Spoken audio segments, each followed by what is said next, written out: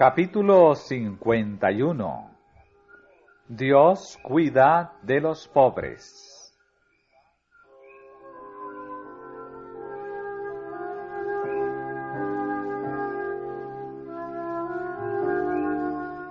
A fin de fomentar las reuniones del pueblo para los servicios religiosos y también para suplir las necesidades de los pobres, se le pedía a Israel que diera un segundo diezmo de todas sus ganancias. Con respecto al primer diezmo, el Señor había dicho: He aquí, yo he dado a los hijos de Leví todos los diezmos en Israel. Y acerca del segundo diezmo mandó: Y comerás delante de Jehová tu Dios en el lugar que Él escogiere, para hacer habitar allí su nombre, el diezmo de tu grano, de tu vino y de tu aceite, y los primerizos de tus manadas y de tus ganados, para que aprendas a temer a Jehová tu Dios todos los días. Durante 2 años debían llevar este diezmo o su equivalente en dinero al sitio donde estaba el santuario. Después de presentar una ofrenda de agradecimiento a Dios y una porción específica para el sacerdote, el ofrendante debía usar el remanente para un festín religioso, en el cual debían participar los levitas, los extranjeros, los huérfanos y las viudas. Se proveía así para las ofrendas de gracias y los festines de las celebraciones anuales, y el pueblo había de frecuentar la compañía de los sacerdotes y levitas, a fin de recibir instrucción y ánimo en el servicio de Dios. Pero cada tercer año, este segundo diezmo había de emplearse en casa, para agasajar a los levitas y a los pobres, como dijo Moisés: Y comerán en tus villas, y se saciarán. Este diezmo había de proveer un fondo para los fines caritativos y hospitalarios.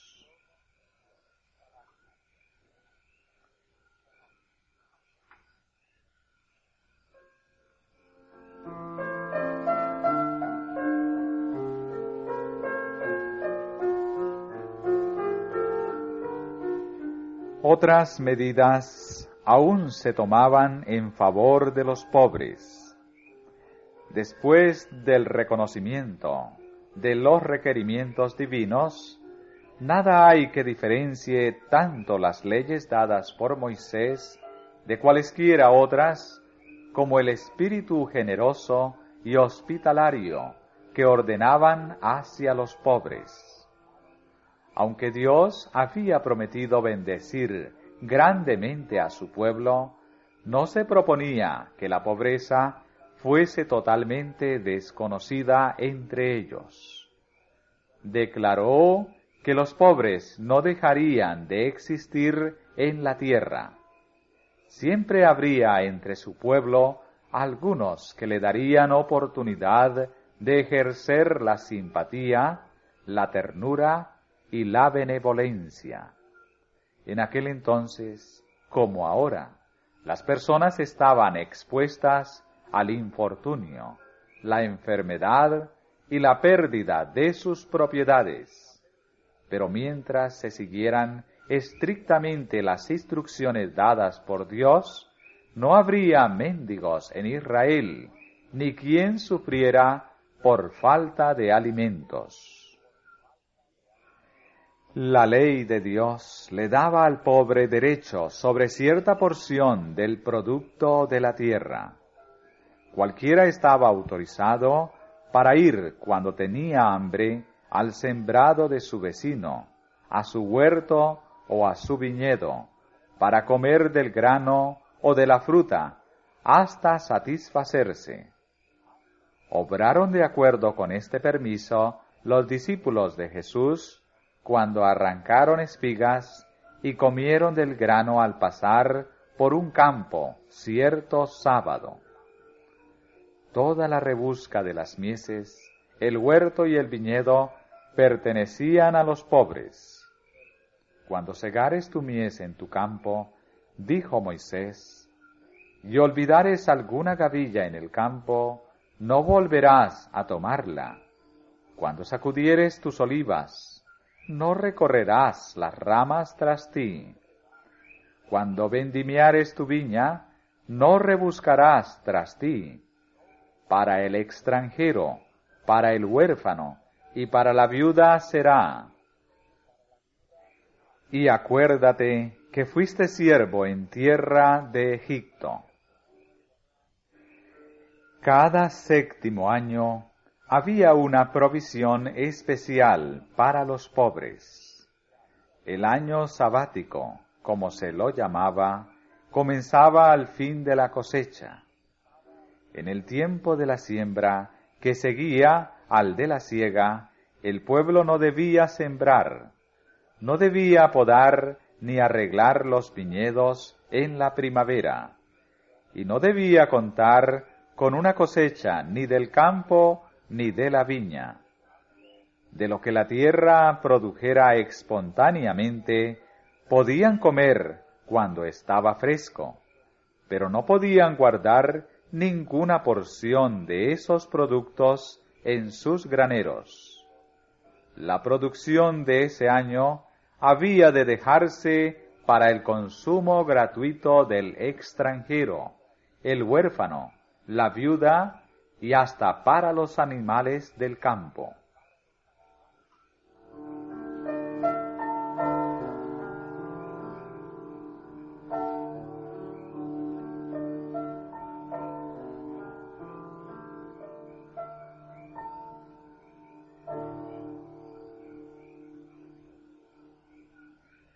Pero si la tierra producía ordinariamente tan solo lo suficiente para suplir las necesidades del pueblo, ¿cómo había de subsistir éste durante el año en que no se recogían cosechas? La promesa de Dios proveía ampliamente para esto, pues Dios había dicho, «Entonces yo os enviaré mi bendición el 6º año, y hará fruto por 3 años. Y sembraréis el año 8º, y comeréis del fruto añejo, hasta el año 9º, hasta que venga su fruto, comeréis del añejo». La observancia del año sabático había de beneficiar tanto a la tierra como al pueblo. Después de descansar una estación sin ser cultivada, la tierra iba a producir más copiosamente. El pueblo se veía aliviado de las labores apremiantes del campo, y aunque podía dedicarse a diversas actividades durante ese tiempo, todos tenían más tiempo libre, lo cual les brindaba oportunidad de recuperar las fuerzas físicas para los trabajos de los años subsiguientes. Tenían más tiempo para la meditación y la oración, para familiarizarse con las enseñanzas y exigencias del Señor, y para instruir a sus familias. Durante el año sabático debía ponerse en libertad a los esclavos hebreos y no despedirlos con las manos vacías. Las instrucciones del Señor eran: y cuando lo despidieres libre de ti, no lo enviarás vacío. Le abastecerás liberalmente de tus ovejas, de tu era y de tu lagar. Le darás de aquello en que Jehová te hubiere bendecido. El salario del trabajador debía serle pagado con prontitud. No hagas agravio al jornalero pobre y menesteroso. así de tus hermanos como de tus extranjeros que están en tu tierra. En su día le darás su jornal, y no se pondrá el sol sin dárselo, pues es pobre, y con él sustenta su vida. También se dieron instrucciones especiales respecto al tratamiento de los que huían de la servidumbre. No entregarás a su señor el siervo que se huyere a ti de su amo. More contigo en medio de ti, en el lugar que escogiere en alguna de tus ciudades, donde bien le estuviere. No le harás fuerza.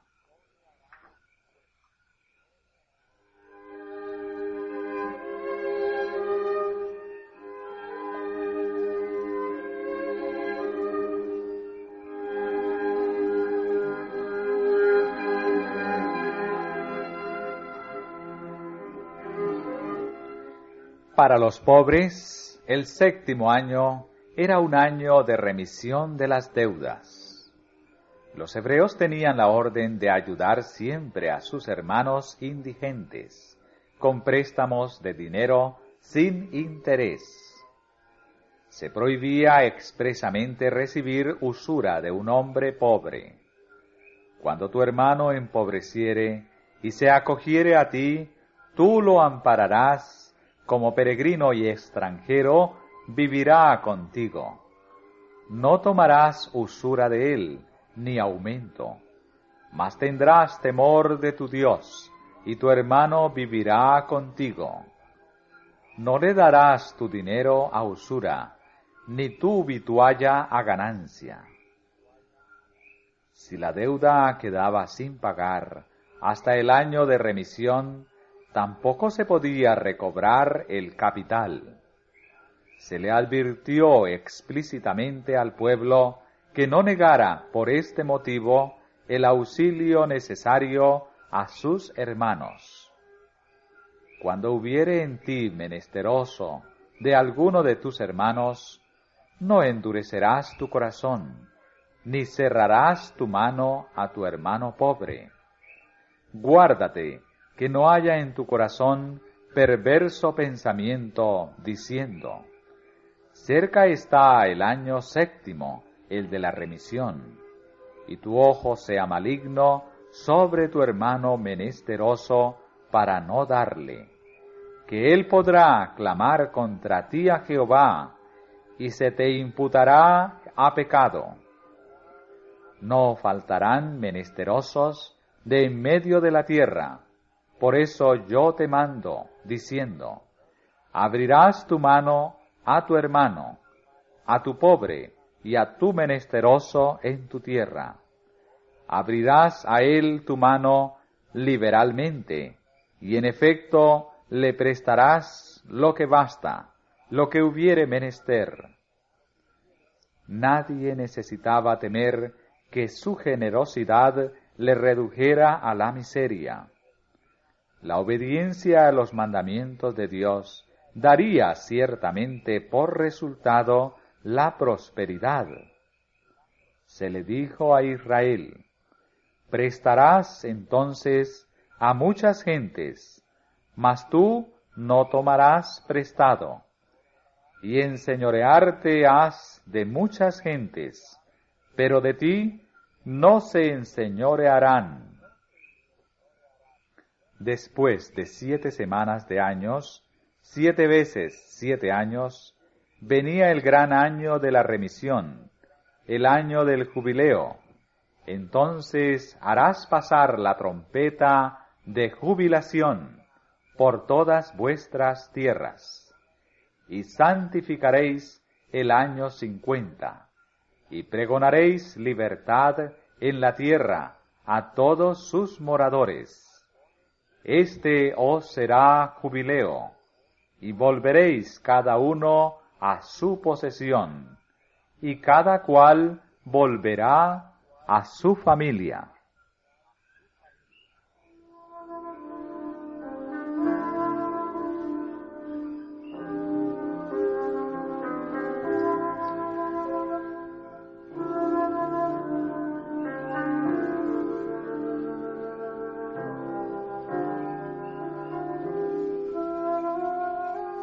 En el mes séptimo, a los 10 del mes, el día de la expiación, sonaba la trompeta del jubileo. Por todos los ámbitos de la tierra, doquiera habitaran los judíos, se oía el toque que invitaba a todos los hijos de Jacob a que saludaran el año de la remisión. En el gran día de la expiación se expiaban los pecados de Israel, y con corazones llenos de regocijo el pueblo daba la bienvenida al jubileo. Como en el año sabático, no se debía sembrar ni segar, y todo lo que produjera la tierra había de considerarse como propiedad legítima de los pobres. Quedaban entonces libres ciertas clases de esclavos hebreos, todos los que no recibían su libertad en el año sabático.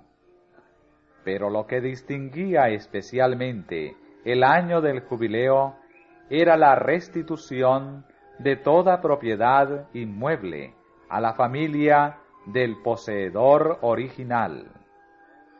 Por indicación especial de Dios, las tierras habían sido repartidas por suertes. Después de la repartición, nadie tuvo derecho a cambiar su hacienda por otra. Tampoco debía vender su tierra, a no ser que la pobreza le obligara a hacerlo, y aun en tal caso, en cualquier momento que él o alguno de sus parientes quisiera rescatarla, el comprador no debía negarse a venderla, y si no se redimía la tierra, debía volver a su primer poseedor o a sus herederos en el año del jubileo. El Señor declaró a Israel: la tierra pues no podrá venderse en perpetuidad, porque mía es la tierra, pues que vosotros sois extranjeros y transeúntes para conmigo.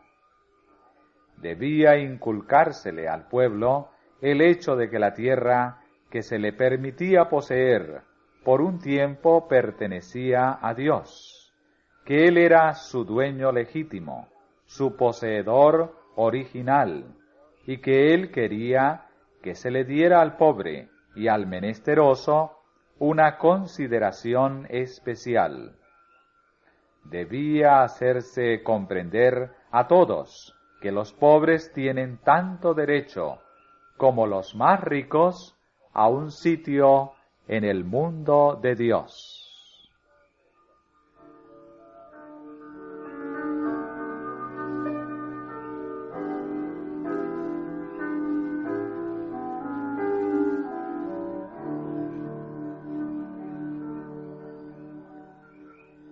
Tales fueron las medidas que nuestro Creador misericordioso tomó para aminorar el sufrimiento e impartir algún rayo de esperanza y alegría en la vida de los indigentes y angustiados.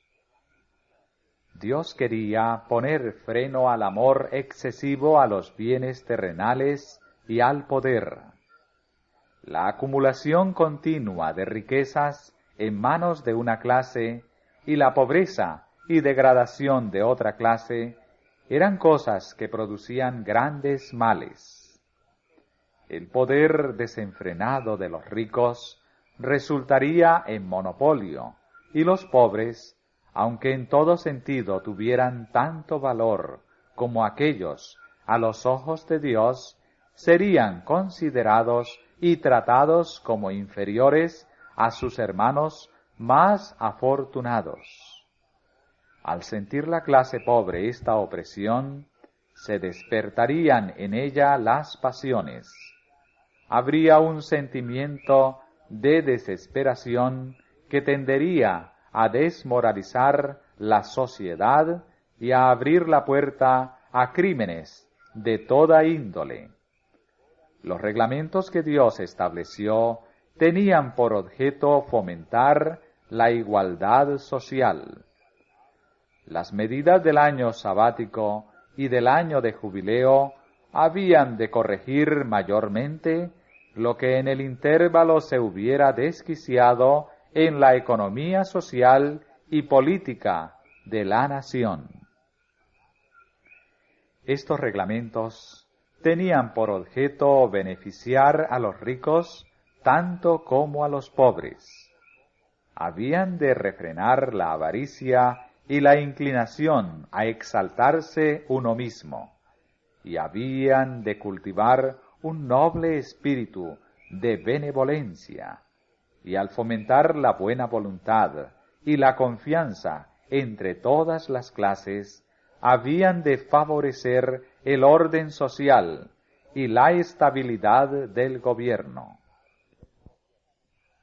Todos nosotros estamos entretejidos en la gran tela de la humanidad, y todo cuanto hagamos para beneficiar y ayudar a nuestros semejantes nos beneficiará también a nosotros mismos.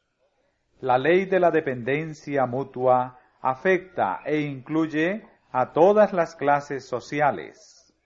Los pobres no dependen más de los ricos que los ricos de los pobres.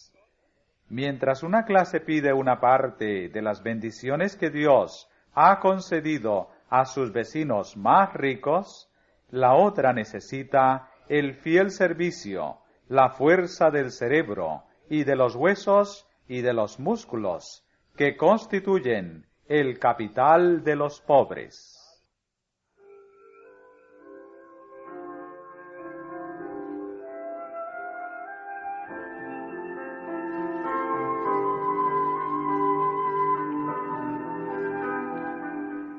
El Señor prometió grandes bendiciones a Israel con tal que obedeciera a sus instrucciones.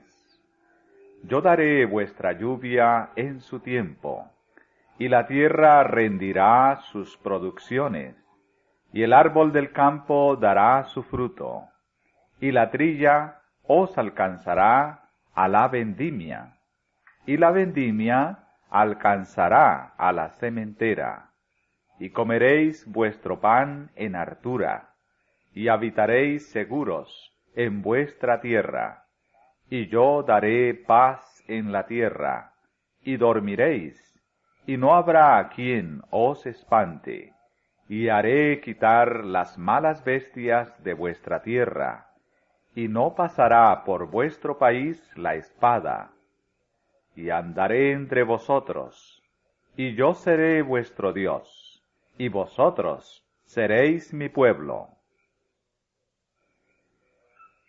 Empero, si no me oyereis, no ejecutando todos mis mandamientos e invalidando mi pacto, sembraréis en balde vuestra simiente, porque vuestros enemigos la comerán. Y pondré mi ira sobre vosotros, y seréis heridos delante de vuestros enemigos, y los que os aborrecen se enseñorearán de vosotros, y huiréis sin que haya quien os persiga. Muchos insisten en que todos los hombres deben tener igualmente parte en las bendiciones temporales de Dios, pero tal no fue el propósito del Creador. La diversidad de condición entre unos y otros es uno de los medios por los cuales Dios se propone probar y desarrollar el carácter. Sin embargo, quiere que quienes posean bienes de este mundo se consideren meramente administradores de sus posesiones, personas a quienes se confiaron los recursos que se han de emplear en pro de los necesitados y de los que sufren. Cristo dijo que habrá siempre pobres entre nosotros, e identifica su interés con el de su pueblo afligido. El corazón de nuestro Redentor se compadece de los más pobres y humildes de sus hijos terrenales. Nos dice que son sus representantes en la tierra. Los colocó entre nosotros para despertar en nuestro corazón el amor que Él siente hacia los afligidos y los oprimidos. Cristo acepta la misericordia y la benevolencia que se les muestre como si fuese manifestada para con Él. Considera como dirigido contra Él mismo cualquier acto de crueldad o de negligencia hacia ellos.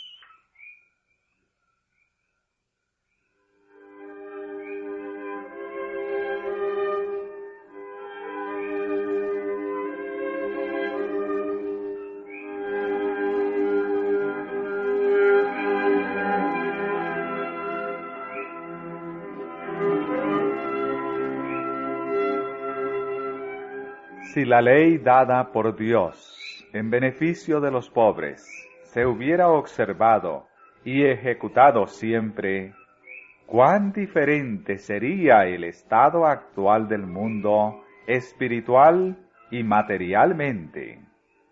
El egoísmo y la vanidad no se manifestarían como ahora se manifiestan, sino que cada uno de los hombres respetaría benévolamente la felicidad y el bienestar de los demás, y no existiría la indigencia hoy tan generalizada en tantas tierras.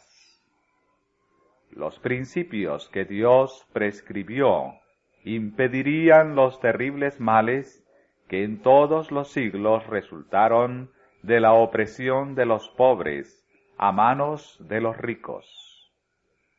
Al paso que impedirían la acumulación de grandes riquezas y la gratificación del deseo ilimitado de lujo, impedirían también la consiguiente ignorancia y degradación de millares, cuya mal recompensada servidumbre es indispensable para acumular esas fortunas colosales. Representarían la solución pacífica de aquellos problemas que en nuestros días amenazan con llenar el mundo de anarquía y efusión de sangre.